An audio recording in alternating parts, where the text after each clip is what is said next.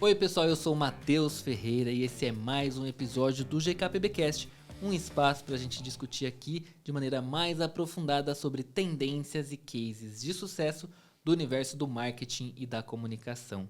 Hoje está aqui comigo ele, o Victor Alexandro, que vocês já conhecem, mas temos aqui a presença ilustre de David Dizendruck. Falei certo, né? Muito certo. CEO da Redibra, que vai contribuir muito para a nossa conversa de hoje, que é o quê? O poder do licenciamento. Se tem alguma pessoa que entende disso aqui, é o David. A gente vai arrancar tudo dele aqui hoje para vocês, tá? Exatamente. Então, primeiramente, eu queria te agradecer, David, por ter aceitado aí o nosso convite para vir até aqui. E só queria que você deixasse um oi aí pro pessoal antes da gente já puxar o que a gente vai conversar aqui hoje. Legal, Matheus e Vitor, eu que agradeço a oportunidade, é muito bom estar aqui. Inclusive, vocês são uma fonte aí de informação para nós. A gente tem lá na nossa galera da Redibra, a gente tem um Redibra News, grupo de WhatsApp, e a gente está sempre compartilhando os conteúdos de vocês. Então, muito bom estar aqui também, podendo fazer a nossa contribuição com esse conteúdo tão bacana que vocês compartilham aí no mercado. Bacana, Muito legal. bacana.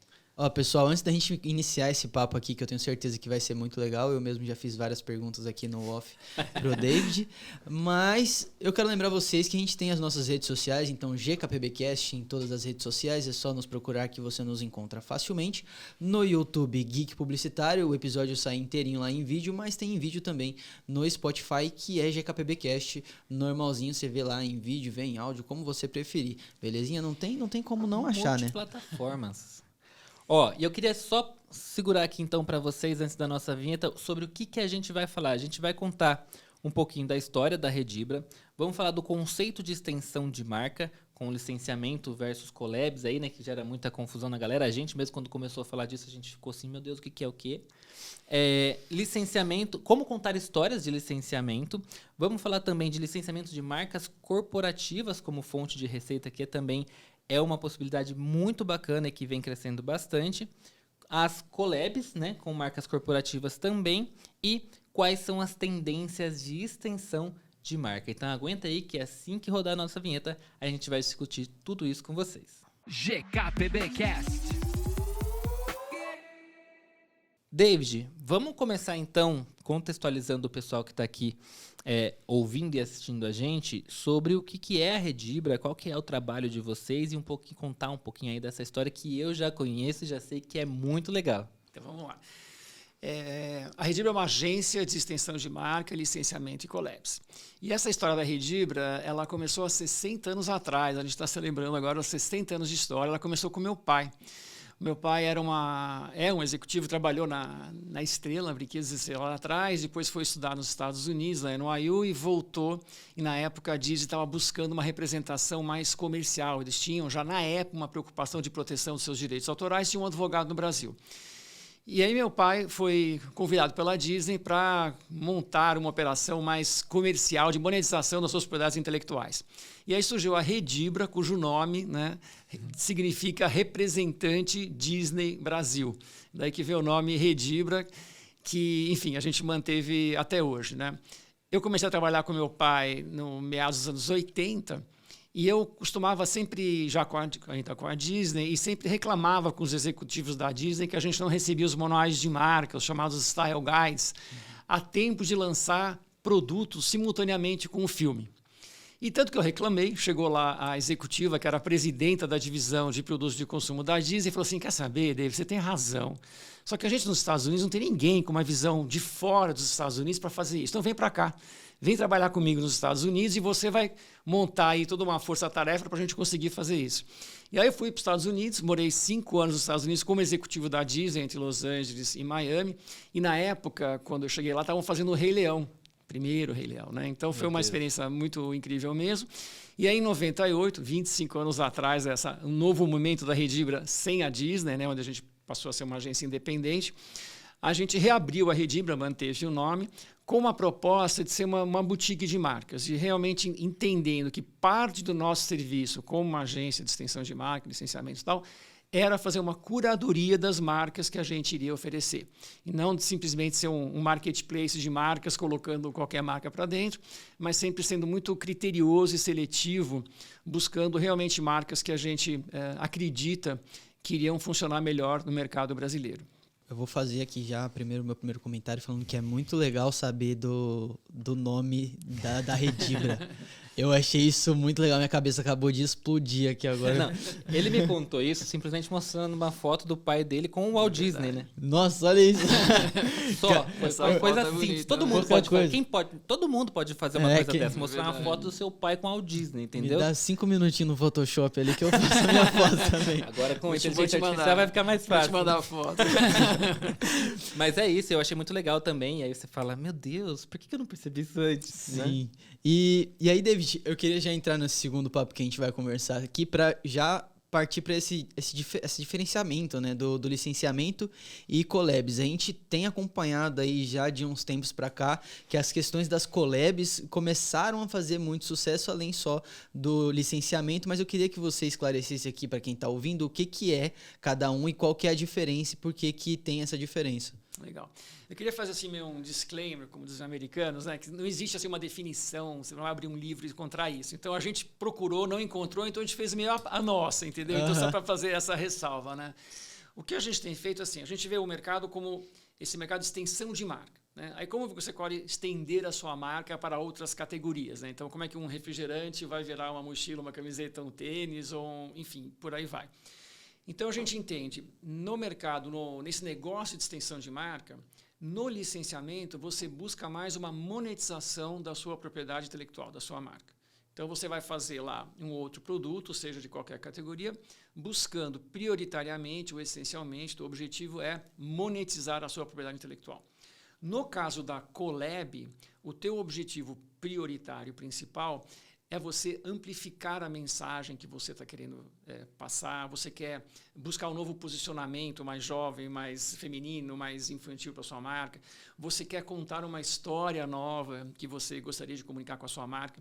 Então a gente faz essa divisão, né, para ficar mais claro. Porque na hora que a gente vai com uma conversa com uma empresa, a gente tem que entender isso. Qual é o propósito principal dela com um programa de extensão de marca?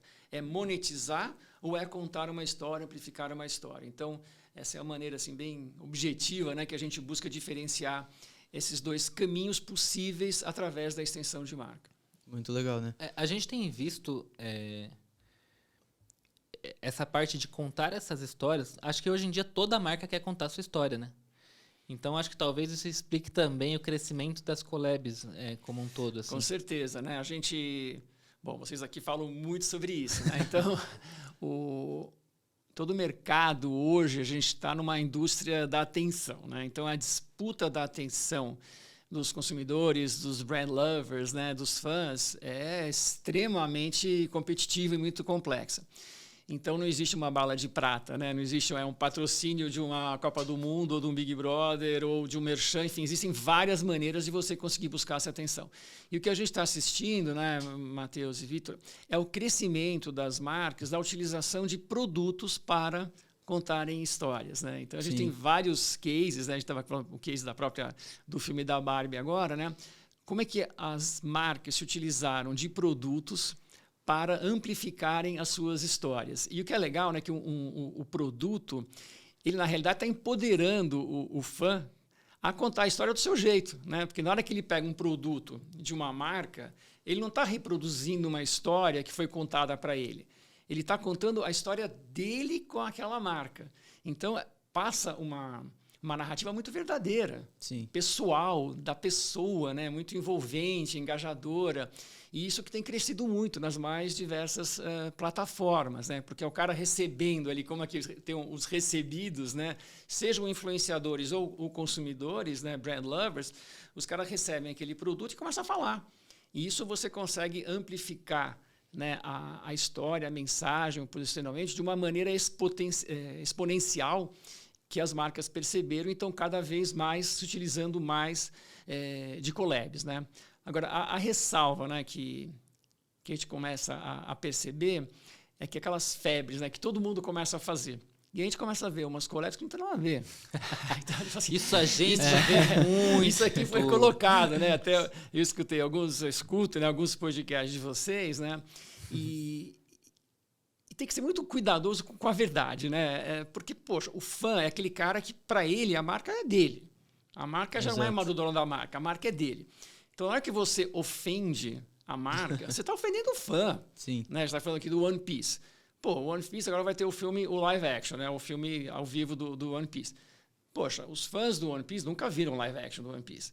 Se o live action do One Piece não entregar aquilo que o fã, né, tá esperando, o fã do One Piece vai ficar louco da vida. Exato. Como assim, entendeu? E é um trabalho muito difícil, né? Exatamente. Não quero entrar tanto nisso, porque na verdade não tem muito a ver com o que a gente quer falar aqui, mas como é difícil agradar o fã saindo isso aqui, né, do universo dele. Porque, por exemplo, você vai para um live action, gente, tem que ter adaptação. A gente discutiu no, acho que o segundo episódio que a gente gravou, que foi contando como se contar a história geeks, que é de um escritor brasileiro que faz histórias geeks e escreve, e agora ele vai ter a obra dele adaptada para um anime. A gente falou assim, e como que você faz? Ele falou, a gente transforma 3 personagens em um no anime. Porque não dá tempo de contar a história de cada um dos personagens que eu conto num livro. Eu falei, meu Deus, o fã do livro surtando já, né? E é isso, essas obras você precisa adaptar. E você vai estar sujeito a isso, né? Você pode ter... O público pode detestar, de maneira geral, ou o que a gente acabou de ver acontecer com a Barbie, por exemplo, amar. Sim. Né? Que você está corre um baita risco, né? Então, só concluindo a questão das collabs, né? A ressalva que elas têm que ser muito verdadeiras. Porque não é você fazer uma colaboração com uma marca, né, que está falando uma coisa, com uma outra marca que está falando outra coisa. E hoje a gente sabe como...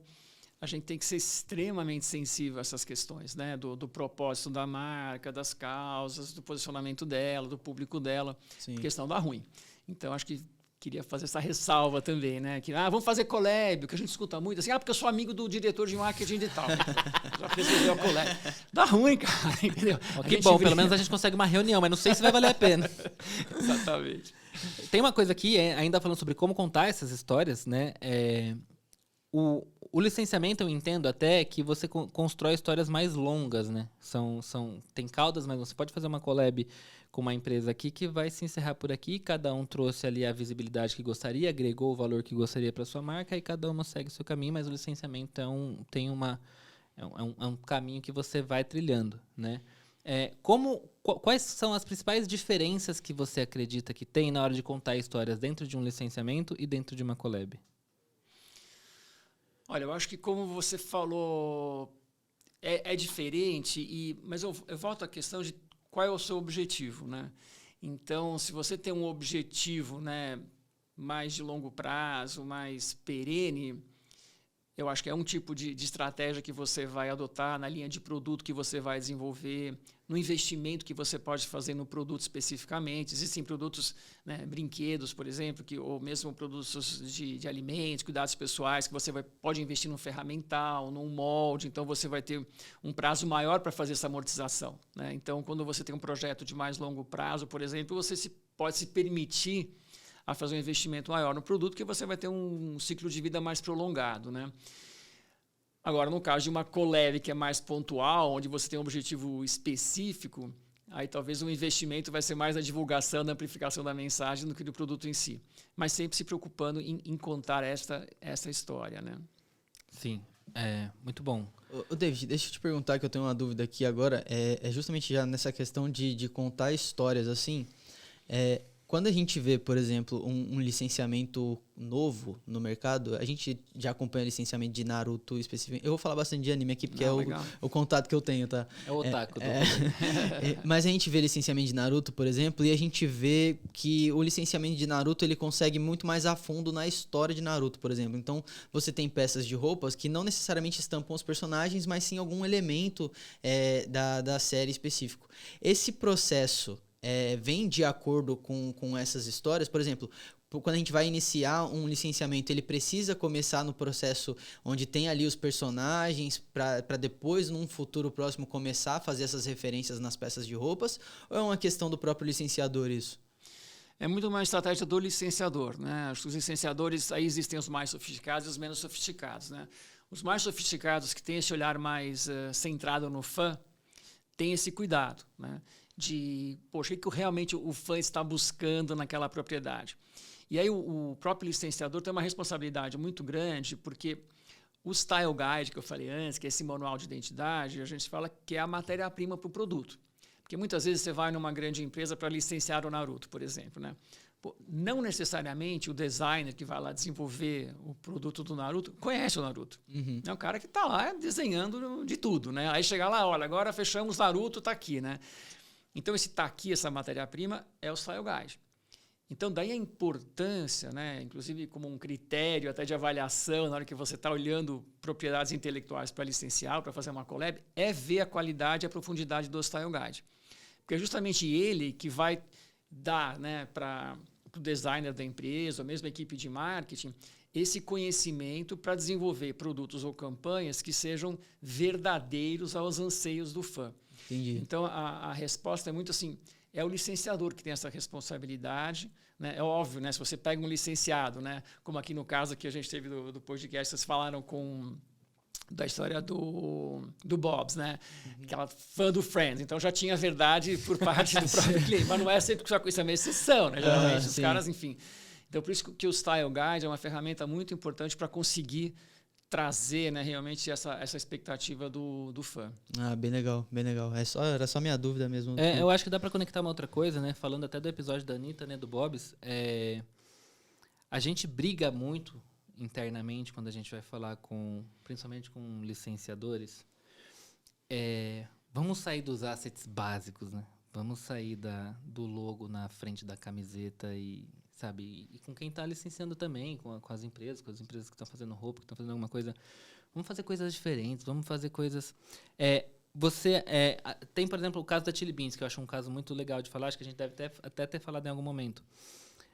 Eles começaram a licenciar Harry Potter, criando óculos de Harry Potter, e do nada agora a Warner vai vender os óculos da Chili Beans no mundo parque. Inteiro, né? Eu ouvi essa história. Né? É um baita case de sucesso, ainda mais se falando de Brasil, né? E ainda mais falando de uma empresa do tamanho da Warner, confiar para vender um produto ali da Chili Beans nos seus parques, confia muito e sabe a qualidade que aquele produto tem, entrega tanto do ponto de vista de produto mesmo, quanto do ponto de vista de licenciamento.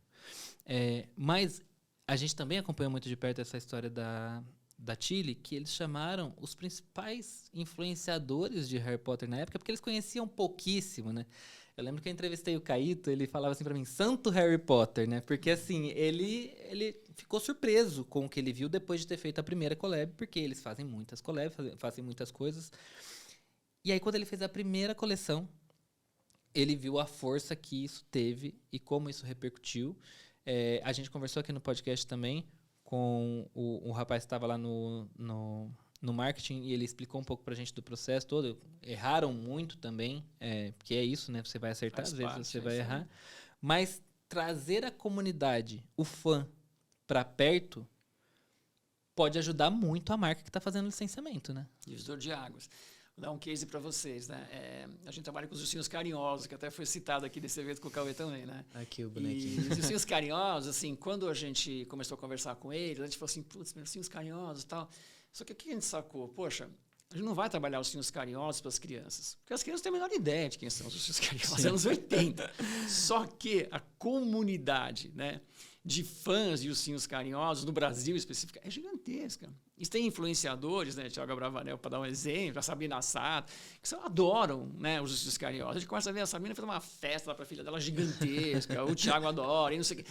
E eu falei, cara, olha o que dá para trabalhar com isso, né? E aí a gente começou a desenvolver, né, vários produtos, né, com os ursinhos carinhosos. O mais recente é o case, né, que foi com o Cacau Show, que explodiu, né, na hora da Páscoa. Não tinha mais ovo de Páscoa dos ursinhos carinhosos. Dos ursinhos, acabou tudo antes, né? Eu não consegui nem ver. Então eu não cheguei a ver pessoalmente. Eu só vi as fotos, só os render. Na verdade, nem foto não foi. Deu pra sentir nem o cheiro. Então essa questão de você não apenas entender, né, mas dimensionar essa comunidade, porque não adianta também você pegar uma comunidade de 100 mil pessoas, não vai resolver, né? Mas assim, se você tem uma massa crítica de uma comunidade, e hoje nas plataformas digitais você consegue mensurar isso, né? Isso a gente sempre fala, né? Porque a gente recebe muito telefonema, criei uma marca aqui que adora. Eu falei, quem adora? Não, minha vizinha no elevador, me para e empresta, eu falei, que legal. Então, dimensionar essa comunidade, mas sim, né, ela pode ser uma ferramenta incrível, né? E os ursinhos carinhosos é um case recente nosso. Uma outra coisa que eu queria também te respondendo aqui, dessa flexibilidade das marcas, né, de mexer, né, com alguns conceitos, umas vacas sagradas, vamos dizer assim. E um case também interessante que a gente teve foi com a Balduco, né? A gente tem feito várias collabs com a Balduco. E logo uma das primeiras que a gente fez, estava com uma estagiária, e ela falou assim, pô, eles queriam um público jovem, fazer a marca mais contemporânea, querem, né, fazer a marca mais contemporânea e tal. Aí ela falou assim, poxa, tem aquela empresa Bal, vocês conhecem a Bal? Falando de 3 anos atrás, sei lá. Por que não fazer Balduco, né? Balduco, imagina, uma empresa centenária, Balduco, família, tudo. Pô, vamos fazer Bal. Aí a família, super legal, vamos fazer. E bombou, Marcos Mion postou, muito legal. Quê, a gente ficou muito legal, né? Sim. Então, porque a marca teve, né, entender, falou, não, vamos mexer, né? Sim. Tem marcas que, pô, nem Coca-Cola é outro case nosso também, né? Que também, se você vai nas lojas da Coca-Cola em Atlanta, Orlando, né? Em Las Vegas, você vai encontrar as camisetas da Coca-Cola feitas no Brasil, né? Já há muitos anos. E é uma marca que também, né? Pontualmente tem essa flexibilidade de entender, olha, a gente tem que ter um pouco de elasticidade, né, com a nossa marca para poder conversar com esses novos públicos, né? Senão a gente fica só conversando com o público, né, com as gerações passadas, a gente tem que conversar com as gerações que estão vindo também por aí. Eu acho que é muito legal quando a gente olha para um licenciamento, e eu até conversei isso recentemente também, que a gente olha e fala, não acredito que eles fizeram isso, sabe? E quando você faz isso, quando chega uma pauta pra gente, que a gente lê e fala, não acredito, você tem certeza que aquilo vai dar certo. Porque por mais que não seja o maior sucesso do mundo, se gerar a conversa, você já tem um retorno de marca muito bom, muito positivo, né?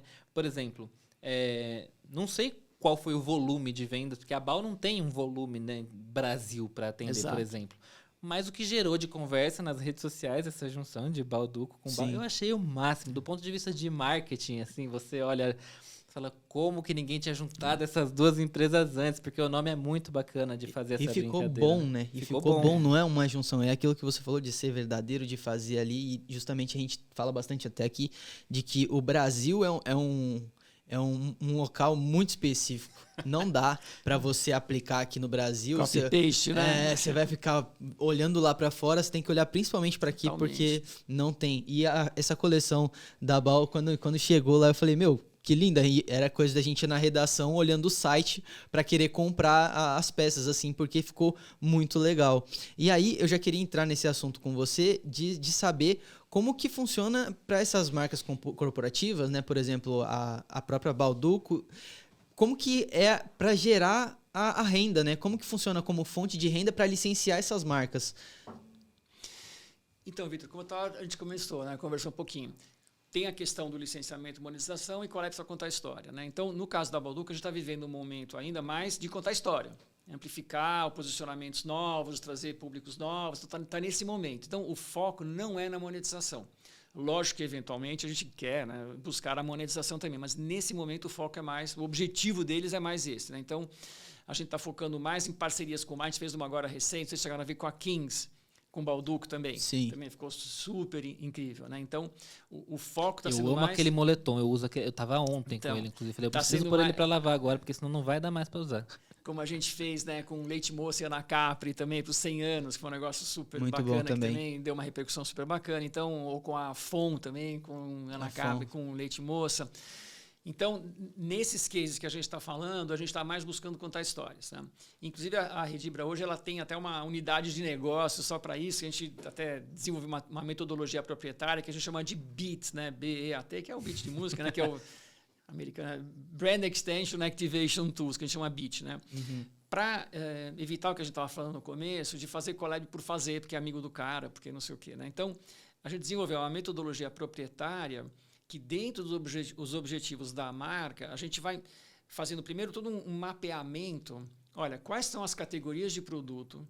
É vestuário, é alimento, é calçados, enfim, cuidados pessoais, que vão ter a maior probabilidade dessa história ser amplificada. Então, olha, para a sua marca tem a ver fazer um tênis, tem a ver fazer uma camiseta, tem a ver fazer uma mochila, tem a ver fazer um boné, tem esse mapeamento.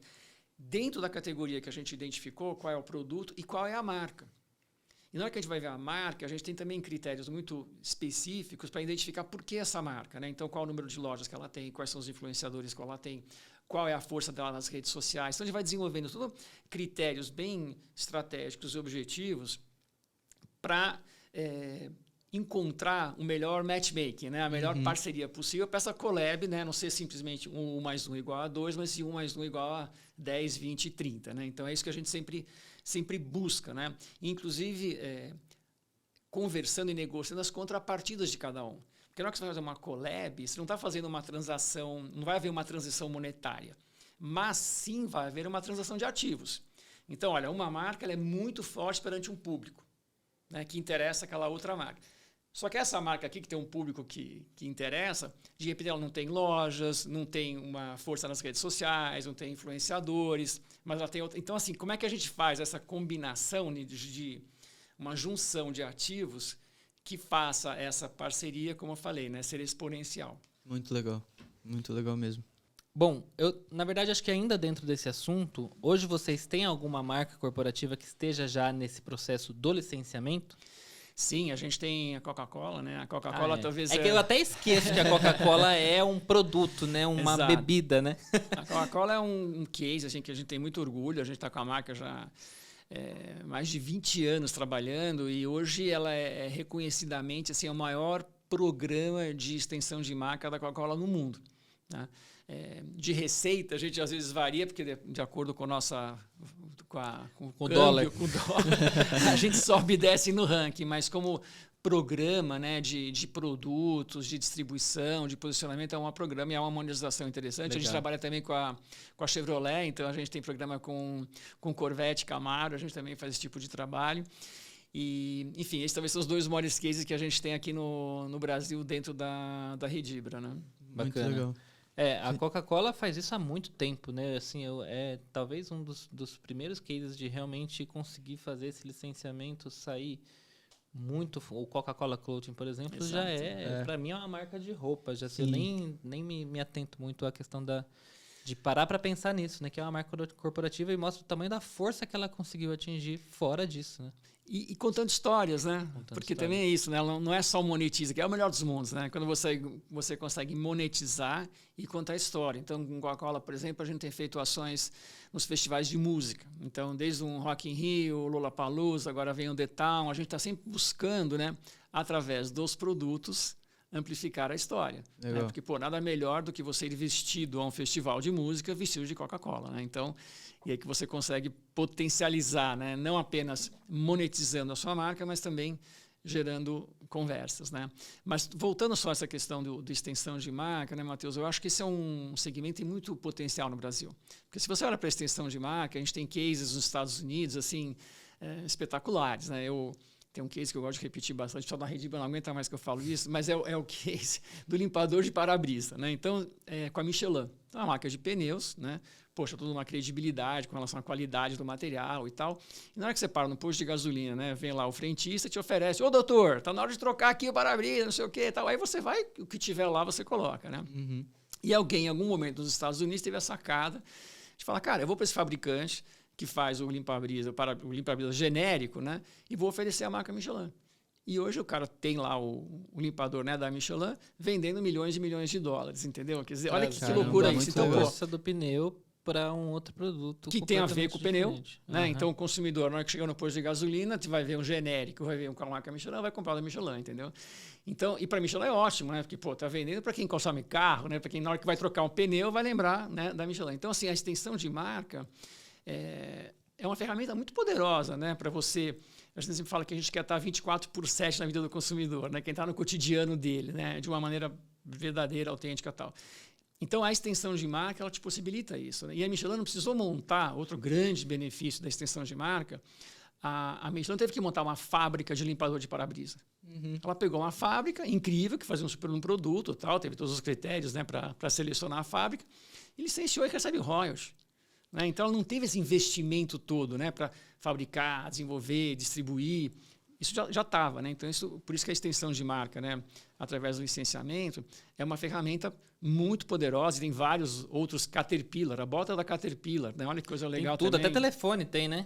Mas a bota, né, para mim, é uma coisa assim, que nem o Michelin, né, do limpador de para-brisa, porque ela pega o atributo, né, da Caterpillar, aquele trator forte, a gente põe numa bota resistente, então tem tudo a ver, né? Um outro case que eu gosto também é A Jeep tem um carrinho de bebê da Jeep, né? Eu acho massa. Sim. O pai que gosta de off-road, meu carrinho de bebê. Então, assim, é o que você falou, né? Como eu não pensei nisso antes, né? É isso. Se eu não me engano, quem foi que fez a Kombi carrinho de bebê recentemente também? Fizeram uma Kombizinha de carrinho de bebê também, que ficou muito legal. Isso eu acho que eu não vi. Mas teve a história que a gente falou recentemente daquele carrinho do Super Mario, né? Que tava até no último prêmio lá. Sim. Aquele eu vou comprar um pra mim, é sensacional. Eu olhei pra aquilo e falei, casa, por que não pensaram nisso antes, caramba? Isso é perfeito, eu quero um desse. Ganhou o produto do ano. Ganhou, né? Eu votei lá loucamente. Já deu briga pra você. Mas você não vai usar, teus filhos estão grandes, não interessa. Eu vou comprar. O importante é ter lá, falar que tem, sensacional aquele né? carrinho, né? Sim, sensacional mesmo. Até uma outra coisa também, que acho que a gente podia entrar bem rapidinho, assim, eu uma vez, um pouquinho antes da pandemia, resolvi fazer produtos do GKPB de maneira geral, né? Tá aqui, A gente vendia Você muito. não contratou a Redibra, tá vendo? A gente vendia muitos produtos de outras empresas, muitos licenciados de outras empresas, eu fui ver. Quando eu cheguei na parte de fornecedor, no Brasil é muito difícil, né? É muito difícil. E aí eu falei, gente, é muito difícil encontrar fornecedor. Esse trabalho vocês também orientam as empresas? 100%, não. Esse é um dos core, né, a essência do nosso trabalho. Você imagina uma marca gringa, né, a Coca-Cola, Netflix, Nintendo, os Ursinhos Carinhosos, os caras vêm para o Brasil uma vez por ano no máximo, né? É verdade. E estão dando um ativo preciosíssimo para nós, né? Então a gente vê isso como uma das maiores responsabilidades nossas, justamente da mesma forma que a gente faz a curadoria das marcas, a gente faz a curadoria dos licenciados. Então, a gente se fala muito na Redibra que menos é mais, né? Então a gente prefere fazer menos e melhor do que fazer um monte de coisa ruim. Então, no caso do licenciamento também, a gente prefere ter programas com menos licenciados, né? Ou falar não para algumas propostas, para justamente manter o valor do ativo. Porque, por exemplo, você falou da Michelin, eles foram atrás de uma genérica, mas precisa ter qualidade, né? Lógico. Porque senão isso vai prejudicar a imagem que eles construíram em pneu por anos, né? Exatamente. E a gente fala, por exemplo, para a Coca-Cola, né? Que começa as grandes marcas, né? A receita deles com licenciamento é totalmente irrelevante perto da receita que eles têm, obviamente, com refrigerante. Então, assim, o downside, né, o prejuízo que eles podem ter com um escândalo, né? Imagina, o cara utilizou mão de obra infantil, o cara destruiu lá o rio, vizinho à fábrica. É muito maior do que a receita que eles vão ter com o licenciamento. Sim. E essa conta as grandes marcas fazem, né? Poxa, eu tenho que ter... E fazem auditorias, inclusive, né? Até como tendência aqui, depois eu vou entrar nisso também, né? As grandes marcas exigem dos licenciados auditorias para ver se está tudo certo do ponto de vista trabalhista, social e tal.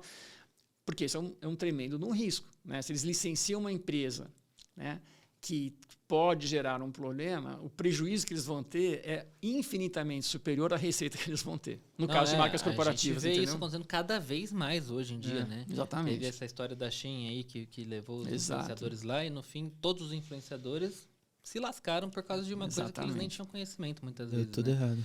E aí vamos falar um pouco do seu curso também, que a gente está falando aqui de todos esses trabalhos que vocês fazem, né? Mas para o pessoal que está chegando agora, que está querendo conhecer esse universo e que está querendo se especializar um pouco mais nisso e aprender e entender um pouco melhor esse universo, queria que você contasse um pouco sobre o conteúdo do seu curso e que eles podem encontrar lá. Legal. Então, Matheus, o que a gente percebe muito no mercado, o nosso universo de empresas, né, que trabalham com licenciamento e mesmo de marcas que hoje se dispõem a licenciar, no caso de marcas corporativas principalmente, é muito pequeno.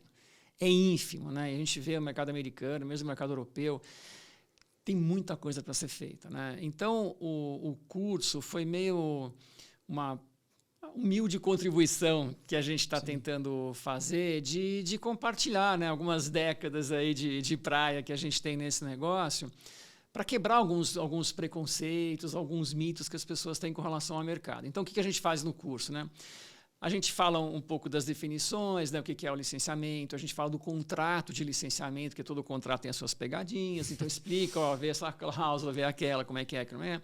Processos de aprovação, olha para o Style Guide, como é que funciona o processo de aprovação. Isso também é uma dor assim, enorme, né? Puta, o cara não me responde, está há 3 meses, né? Como é que é o processo de aprovação? Qual a estrutura que o cara tem aqui no Brasil? Como é que o cara vai me apoiar numa ação de varejo, numa feira, numa ativação, numa experiência? Então, a gente vai no curso, basicamente, a gente vai detalhando a jornada do licenciamento. desde o momento da escolha da propriedade da marca. Como é que eu escolho uma marca? Quais são os critérios? O que eu vou buscar, né, para escolher essa marca?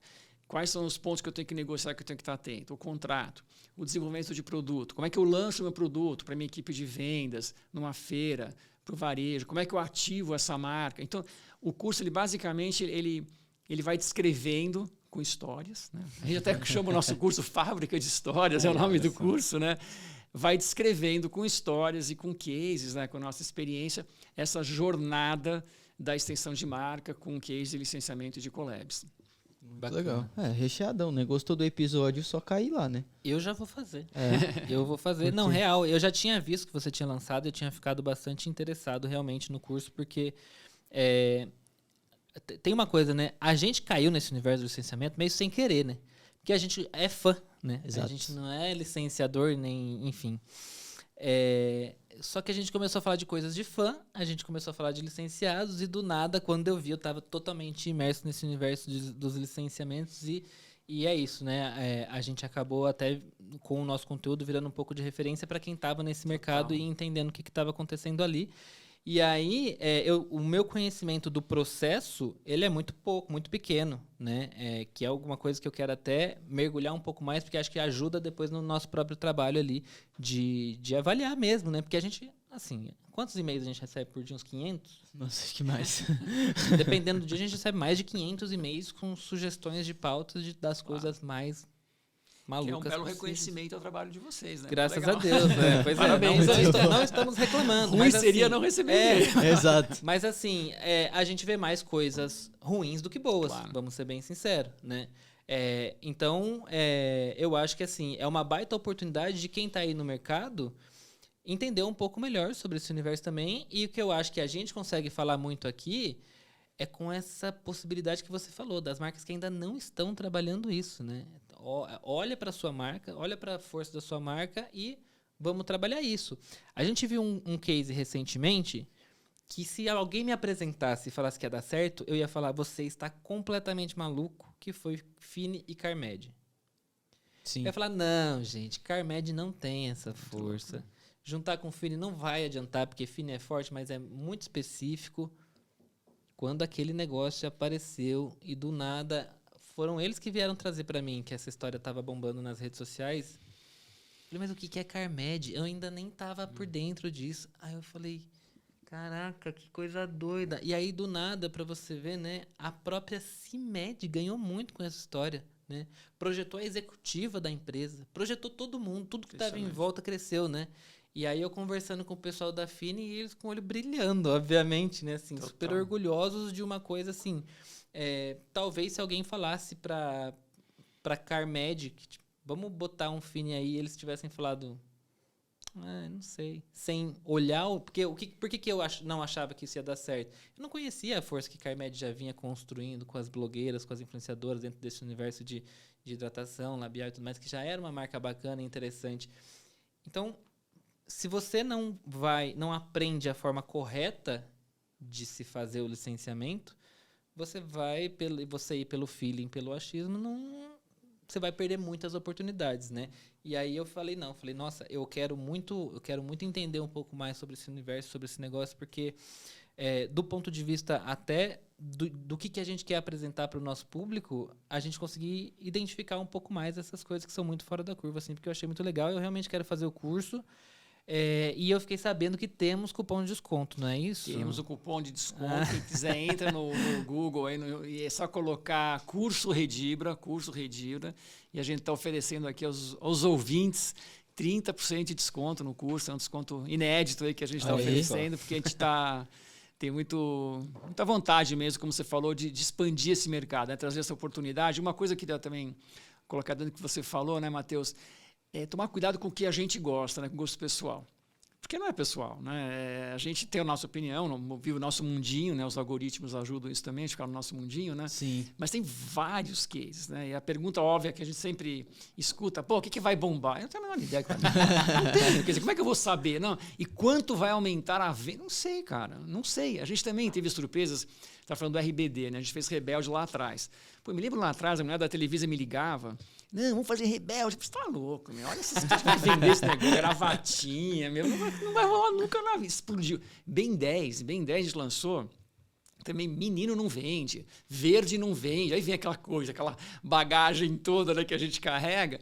E arrebentou. Então, assim, muita humildade, cara. Muita humildade e não fazer uma avaliação exclusivamente pessoal, porque essa é uma receitinha para dar errado, né? Ou você perder uma oportunidade muito grande, né? Então, a gente tem o código. Qual que é o código? Vamos falar o código pro pessoal, que eles vão colocar lá. GKPB30. GKPB30. É isso Facinho aí, de errar. Facinho de errar, não. Facinho de acertar.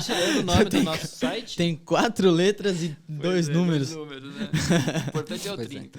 Depois dessa do Victor, eu vou pedir pro Igor, nosso editor, colocar na tela, para não ter chance nenhuma de errar. Eu vacilei aqui agora, hein? Facinho de errar. Vai, Victor, faz aí a próxima. Tendências. Não, voltando aqui já ao assunto do curso, eu queria que você desse um spoiler pra gente do que tá rolando, né? Quais são as tendências de extensão de marca que estão rolando no mercado nesse momento agora? Legal. Eu acho que o ESG, né, as 3 letrinhas aí que a gente está falando bastante, então hoje, como eu comentei aqui no começo da entrevista, alguns proprietários de marca já têm esse cuidado, né, de fazer as auditorias, mais na questão trabalhista, mas hoje eu vejo um crescimento aí com a questão da diversidade, da inclusão, do meio ambiente. Então, eu acho que a gente já pode estar esperando auditorias mais rigorosas e um cuidado maior, não apenas do ponto de vista de auditoria, mas as empresas estarem mais preocupadas com ESG no uso das marcas também. Então, acho que essa é uma tendência. Uma outra tendência, a gente chama nos Estados Unidos, que eu chamo de LBE, que é o Location Based Entertainment, que são as experiências como a gente vê de Harry Potter, Princesas da Disney. Tem uma outra vertical que as marcas estão usando para serem monetizadas, né? Então, não é apenas através de uma camiseta, de uma mochila, mas através de experiências, sejam em shoppings, em parques temáticos, em resorts. A gente está vendo no Brasil, inclusive, cada vez mais, né, as propriedades intelectuais sendo utilizadas, né, para experiências. Eu fui agora ali no Jurassic Park Burger Restaurant semana passada. Está incrível. Exatamente. Incrível. Então, essa é uma outra tendência bastante forte. Outra coisa também que a gente está vendo aí, né, todo mundo, é a inteligência artificial.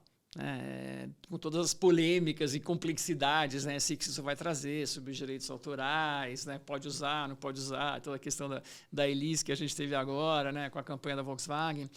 Então, alguns autores, né, escritores já preocupados com o uso das marcas no futuro, o atual, de onde estão tirando as informações, como é que a inteligência artificial vai mexer com tudo isso, vai, obviamente, impactar o nosso negócio também, né?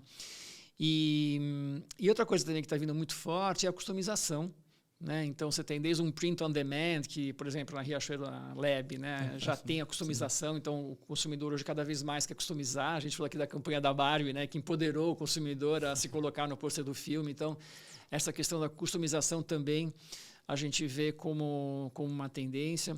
O DTC, que é o Direct to Consumer, né? A venda das marcas diretamente ao consumidor, como a BAL começou, né? Uma venda direta. Marcas são digitalmente, né? Elas como é o DNVB, né? Que é o Digital Native Vertical Brands, né? Que são as marcas que surgem do universo digital e eventualmente depois passam a ser lojas, a própria Shein, né? Que a gente falou. Então agora está abrindo uma loja física, e Amaro e outras aí, né? Então, enfim, acho que são algumas das tendências aí que estão vindo e a gente fala um pouco no curso. Não, muito legal, tem muita coisa, né? Então não dá pra perder mesmo esse curso. Não dá. Pra gente que fala disso é essencial, né?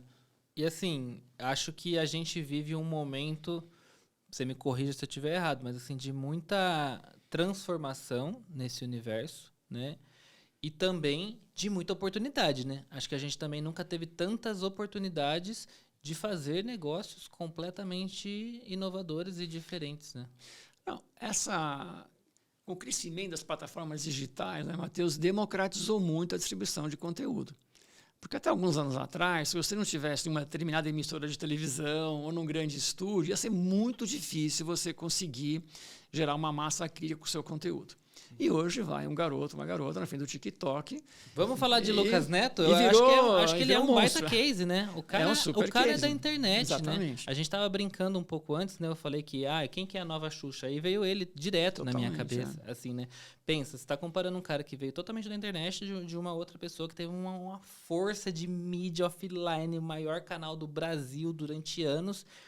e que no final das contas o cara tá ali, tá gerando licenciamento, tá gerando uma série de produtos. Filmes, o seu né? irmão era Filme. louco por causa do Lucas Meu Neto. irmão era louco. Eu tenho uma foto não era com o Lucas Neto, mas é o boneco, o cara vestido de Lucas Neto. Eu tava lá porque meu irmão gostava de tudo do Lucas Neto e ele realmente tem uma vertente muito grande, né? Tá em todo lugar do Lucas Neto. Não tem como Não, e se fugir. reinventando, né? Então, pô, foi pro YouTube, aí vai pro TikTok, aí vai para pro cinema agora, foi pro streaming com a Netflix. Então, não tinha tudo isso, né? Como a gente falou antes, era pouquíssimas plataformas, super difíceis de entrar, soberanas, né? Se você não conseguia entrar nesses caras, e para entrar nesses caras muitas vezes você tinha que ter fortunas, né, de investimento. Hoje não, né? A gente falou né, marcas que, pô, no TikTok explodem. Exato. Zero de investimento, né? Então isso é uma transformação, uma mudanças tectônicas, né, no mercado e obviamente que impacta também o nosso mercado, né? Mas eu queria trazer aqui uma coisa que eu acho que é legal de trazer, que eu acho que assim, o Brasil não falta talento aqui, né? A gente vê aí os prêmios, todos os publicitários, né, voltam recheados de prêmios, né? Mas trazendo um pouco isso para o nosso mundinho do mercado de extensão de marca, a gente não tem um Angry Birds brasileiro, né? Assim, pô, como é que pode, né? Que a gente não tem ainda um Angry Birds, um exemplo, né, do Angry Birds. Sim. Foi criado lá, né, na Noruega, um país, pô, pequeno de tamanho de população e criou um negócio que era uma febre mundial, né? E teve outros cases também de outros países bem menores ou menos premiados, vamos dizer assim, pela criatividade que o Brasil, né? E não conseguiram estourar, né? E eu tenho uma tese, né, que eu acho que isso acontece muito porque o nosso ecossistema de entretenimento não conversa muito entre si. Porque o Brasil, se você olhar, né, poxa, talento não falta. A gente tem plataformas de distribuição nacionais para, né, amplificar esse conteúdo. Sim. A gente tem uma indústria nacional de todos os segmentos que quer fazer brinquedo no Brasil, roupa, calçado, toalha, artigo de festa, o que você quiser, perfume, chiclete, você faz no Brasil. Então a gente tem essa indústria. E a gente tem os canais de distribuição também. E tem influenciadores poderosos. Então, se você olhar o nosso mercado, o ecossistema, como eu falei, né, os stakeholders todos, né, a gente tem. Ele está pronto. Está pronto, só que eles atuam como silos isolados. Então, um lá inventa um personagem, aí o outro lá inventa a plataforma, o outro lá inventa não sei o quê. Poxa, eu acho que a gente tem um potencial no Brasil, né, incrível para gerar um Angry Birds brasileiro. Não, pô, a gente tem, óbvio, cases, pô, Maurício de Souza, incrível, né, a Galinha Pintadinha, Lucas Neto, mas fica no Brasil. Né? E eu acho que o Brasil, poxa, olha os prêmios que a gente ganha, né, no mundo publicitário, já que aqui está falando do mercado publicitário. Por que a gente fica só falando nesses silos isolados, ao invés de, pô, vamos tentar, de alguma maneira, conversar mais, né, e gerar uma propriedade intelectual, né, que tenha efetivamente uma repercussão, uma relevância global e não apenas brasileira. Você acha né? que tem espaço para isso, para ter uma marca brasileira conseguir ficar bem posicionada como eu acho que sim, como global? do exemplo, né, do Angry Birds, uma Peppa Pig também, que não era, né, americana, e tem outros que Lazy Town, lembra do Lazy Town? O Baby Shark coreano. Então, assim, olha, nomeando aqui algumas marcas, né, que vieram de países menores do ponto de vista de população que o Brasil, e talvez não com um ecossistema tão completo como o brasileiro, e que geraram fenômenos que se tornaram globais. E a gente não conseguiu ainda, entendeu? E, obviamente, isso é algo para se pensar durante muito tempo e fazer muitos estudos. Mas você tem alguma ideia do porquê que a gente ainda não conseguiu fazer isso? Eu acho muito por essa falta de conversa, ficar cada um muito no Porque está tudo muito separado. Então, assim, a Galinha Pintadinha, a gente já fez várias tentativas também. Por exemplo, a gente conseguiu fazer alguma coisa mais no mercado da América Latina, Portugal e Espanha. Né? O Maurício de Souza também, várias tentativas, mas nenhuma ainda efetivamente vingou. Né? Eu acho que talvez falta um pouco esse trabalho mais conjunto entre todos os stakeholders necessários, né, para criar uma coisa tão relevante para ter essa força no mundo inteiro. Nunca tinha parado para pensar que a gente não exportou assim uma coisa tão potencial, né? Que a gente tem até Miraculous também, que é francês, se eu não me engano. Exato, né? Exatamente, outro exemplo. E é um baita sucesso. Ladybug, aqui, né? exatamente. É verdade. Caramba, agora eu vou ficar com essa daí para pensar. Colocar uma minhoquinha aqui, né? Fica a oportunidade para você, tá, que vai fazer o curso. Depois do curso, já vem com essa ideia. Já assim, ó, pensando grande. Pensando gigantescamente, globalmente, para ter o seu licenciamento global. David, eu quero muito agradecer aqui a conversa e o tempo que você disponibilizou para a gente poder conversar. A gente poderia passar o dia inteirinho aqui conversando e falando sobre esse assunto, que é um assunto que, assim, me interessa por todos os pontos de vista possíveis, do ponto de negócio, do ponto do fã, do ponto do curioso também. E só queria aqui fechar para mim, assim, que assim, é muito legal ver nesses últimos tempos como esse mercado tem se esforçado para se movimentar, para trazer novidades. Acho que vocês têm feito um trabalho muito legal na Redibra também, trazendo essas inovações. Eu acho que Ursinhos Carinhosos, por exemplo, é um baita exemplo disso, né? É conseguir dar uma roupagem nova para algo que já estava um pouco esquecido lá na memória das pessoas lá atrás, e que eu também me surpreendi muito com o sucesso, por exemplo, do ovo da Cacau Show, mesmo sabendo da força dos Ursinhos Carinhosos diante do público, que é um público que a gente conversa todos os dias, que é o público geek. Mas acho que vocês têm conseguido fazer coisas muito legais. E eu vejo também que, de maneira geral, o mercado como um todo de licenciamento está se esforçando muito para conseguir apresentar coisas novas e diferentes. Eu brigava muito com o mercado de licenciamento para fazer eles entenderem que não era só para criança, né? Acho que isso foi entendido, né, de alguma forma, com essas forças. Pegar o exemplo de Barbie. O Ursinhos Carinhosos, a gente não tá falando... Stranger Things, né? Stranger Things. Mas vamos pegar um ursinho todo colorido, mas não é para criança. Não se engane, né? Ele vai falar com um público adulto que vivenciou o auge dos Ursinhos Carinhosos na televisão. Exato. Né?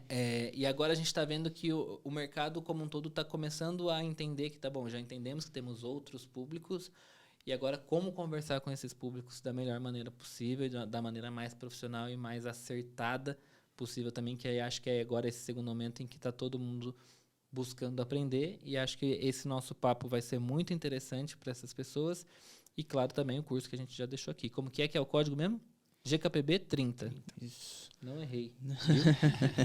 Não, eu acho que faz muito sentido tudo que o Matheus falou, e aí agradecer novamente e torcer muito, porque eu sou realmente aficionado por licenciamento. Eu acho que todos os cases já estão aí, eu acho que a gente já tem muito acerto, eu acho que a gente já tem realmente a prioridade de você saber que é preciso ser flexível, é preciso ser verdadeiro com o seu produto, como você disse, e sabendo que vocês têm essa ciência. Eu acho que o mercado de licenciamento só tem a ganhar agora.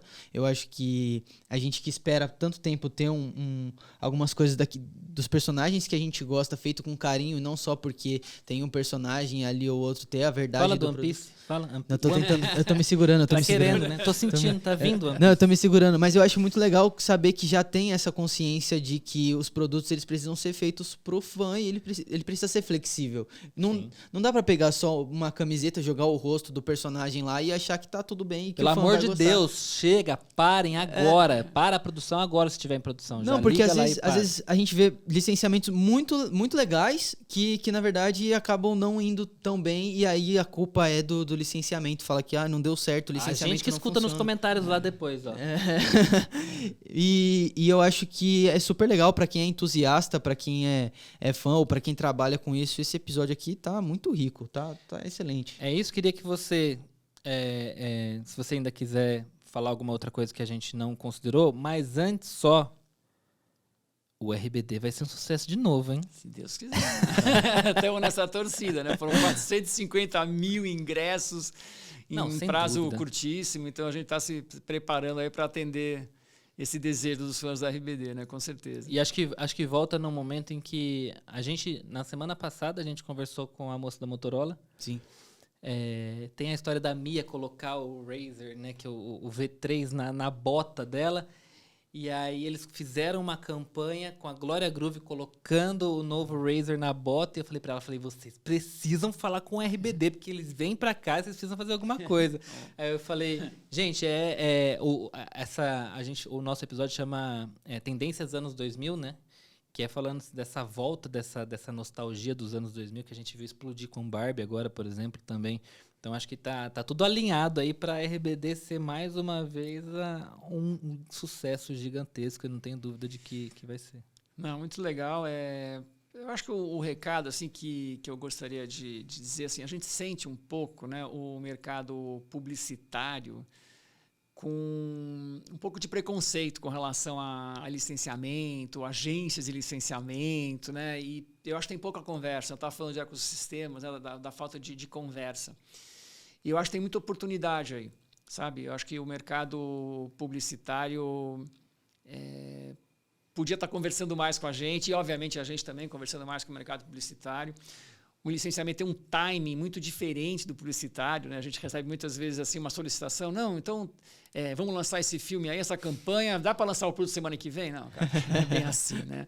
Então, acho que seria talvez um comentário final, assim, que acho que tem uma bola quicando na área, né? Que talvez a gente conversando mais com esse mundo, né, publicitário, que é tão talentoso, tão premiado, eu acho que essa aproximação ia ser muito, muito benéfica para o mercado inteiro e principalmente para os brand lovers, né, para os fãs de marcas e personagens. Né? Mas eu acho até que o efeito Barbie, de maneira geral, vai ajudar nisso. Né? Porque o que eu mais vi era pai desses projetos da Barbie agora no LinkedIn. Né? Agora todo mundo é pai desses projetos da Barbie. Né? E o publicitário adora isso, né?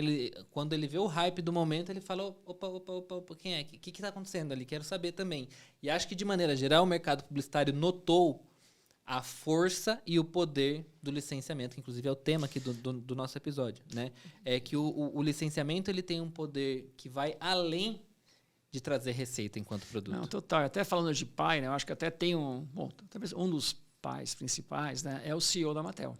Né, que é um cara que chama Ynon Kreiz, que também é interessante, que em 2018 ele assumiu a Mattel, recente, né, e é um cara que vem da indústria de entretenimento. Ele trabalhou na Endemol, trabalhou na Maker Studios, totalmente entretenimento, e provavelmente o conselho da Mattel sacou e falou, cara, não vamos trazer alguém de bens de consumo, vamos trazer alguém da indústria do entretenimento de histórias. Né? E ele virou e falou assim, cara, a gente não é apenas uma indústria de uma fábrica, né, de bonecas e carrinhos. Nós somos uma fábrica de histórias. Né? E a gente tem ativos, marcas incríveis para contar histórias sobre elas. Então vamos começar a contar histórias. E montou a Mattel Films, né? Que já tem não sei quantos filmes aí, né? no pipeline deles. Então, esse cara, se é para dar a paternidade para alguém, talvez esse cara, né, esse Ynon Kreiz, talvez seja o cara que realmente, né, ao colocar ele lá, né? Mas foi incrível, porque esse cara que realmente deu essa virada de falar, não somos apenas uma fábrica de brinquedos, nós somos uma fábrica de histórias. Né? Temos marcas que podem ser, né, transformadas em histórias. E acho que isso é uma mensagem muito legal, né, para todo mundo. Cara, pega a sua marca, né, e transformou ela já era um personagem, mas inverteu o processo. Né? Porque se você pensar nos anos recentes, né, eram os grandes estúdios que iam na Mattel, na Hasbro, na Lego, na Spin Master e tal, e falavam, olha o filme que a gente está lançando, vai fazer a boneca, vai fazer o brinquedo, o carrinho. E agora não, cara. Agora a Mattel que fez o grande filme, chamou o Warner, vamos produzir aqui juntos. Teve uma inversão, né? Então, que aí reforçando, né, o começo da nossa história, né, para fechar, a força do produto para contar uma história. Não é verdade? Então, assim, é muito louco essa inversão que teve, né? Se você pensar. E me surpreende, né? Porque o que mais a gente vê sendo discutido no mercado da publicidade é o tal do storytelling. Então, gente, tá todo mundo aí falando a mesma coisa. Vamos juntar as forças e conseguir fazer essas coisas. No final, todo mundo ganha, né? Porque o fã ganha. Lógico. Tem pessoas saindo chorando do filme da Barbie. Assim, a pessoa fica realizada, né? Em ver ali ganhar a vida. Alguma coisa que fez parte. A pessoa comprou o ursinho carinhoso lá com a Cacau Show e tá lá, tá na cama dela, dorme com ele todos os dias. Então, assim, tem uma relação afetiva, emocional, que é além do que a gente pode imaginar sentado numa mesa fazendo negócio. Né? É a vida ali da pessoa, é a conexão dela. Às vezes lembra um momento específico, uma pessoa específica. A gente vê muito isso acontecendo o tempo todo. Né? Muito legal, muito obrigado. Vamos encerrar, porque se depender de mim, a gente vai ficar puxando assunto aqui.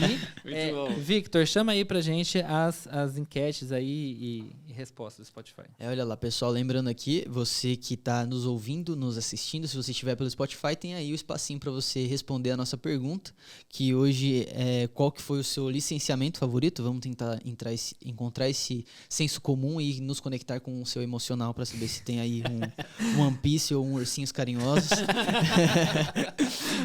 One Piece. E Caramba, você hein? pode... Isso porque ainda nem estreou esse negócio. é. Meu pai. A gente vai ter que Eu acompanho esse negócio desde que eu tinha 12 Colocar o anos de Victor em idade. quarentena depois que lançar o One Piece. É, desde os 12 assistindo esse negócio pra ver, ter esse momento. É sobre essa emoção, essa conexão emocional que eu estou falando. E se você não tá pelo Spotify, responde aí também no YouTube, ou você pode responder nas nossas redes sociais, volta lá na publicação que a gente fez, na nossa DM. A gente está aberto a receber comentários de vocês para saber o que vocês acharam do episódio e o que vocês querem ver por aqui, né? É isso aí. Lembrando que temos também a avaliação do nosso podcast. Então, se você está ouvindo a gente no Spotify, deixa aí nossas 5 estrelinhas. Depois desse episódio de hoje, eu acho difícil não deixarem 5 estrelas ali pra gente, tá bom? E vamos lembrar também as nossas redes sociais, mas antes, David, deixa aí as redes sociais da Redibra, né? Pro pessoal que quiser se conectar aí, mandar dúvidas, de repente, pra vocês lá. Legal. Pedir mais desconto do que a gente já deu. De repente tem, as pessoas são assim. A Redibra, a gente está no Instagram, está no LinkedIn, são as principais redes que a gente atua. E eu também estou no LinkedIn, então quem quiser, fica à vontade aí, estou também no LinkedIn. É isso aí. Bom, eu sou o @Mateus Ferreira no Twitter e @Ferreira Mateus no Instagram e no Threads também. E o Victor é o @VictorALexandro. O GKPBcast você encontra nas redes sociais com @GKPBcast, só no YouTube que a gente está lá como Geek Publicitário, certo? É isso aí. Gente, muito obrigado. David, muito obrigado. A vocês aí. E a gente se vê na próxima semana. Tchau. Tchau. Muito bom.